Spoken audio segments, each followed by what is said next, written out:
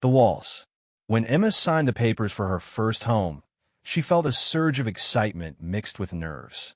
The house was old, shaggy around the edges, and hadn't been bought in 2 years, but she didn't mind.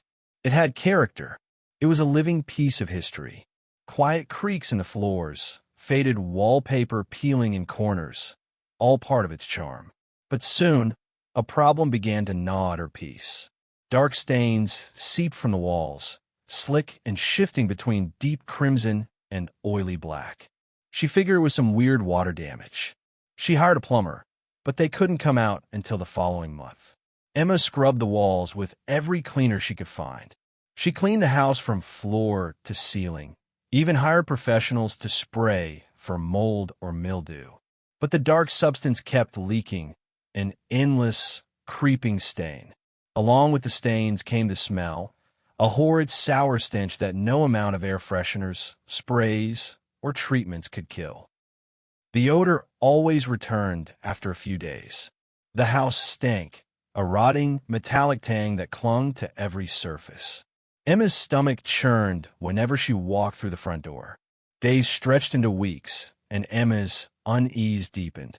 At night, she heard faint scratching sound behind the walls, soft thumps that made her skin crawl. She told herself it was the house settling, or maybe mice.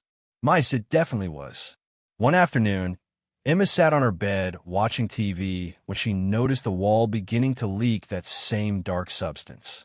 Fed up, she marched to her closet, grabbed a hammer, and went to the wall in her bedroom, the very one that bled those sinister stains.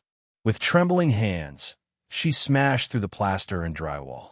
With every swing, the hole widened. Behind the crumbling surface, the hollow cavity revealed a sight Emma was unprepared for. A man's body, slumped forward, flesh pale and cold, eyes frozen wide in silent terror. Emma screamed, stumbling backward and dropping the hammer. She grabbed her phone, fingers shaking as she dialed 911. The police arrived swiftly, combing through the house with grim expressions. What they uncovered was worse than Emma had imagined. The man who had lived there before was a serial killer, a monster who had murdered more than 15 men. Their bodies had been crammed into the walls and floors, hidden like sinister secrets waiting to rot away in silence. They told her the killer himself had sold the house. Emma's heart plummeted. That meant one thing. She had talked to him. The killer was found and arrested, but the house never felt safe again.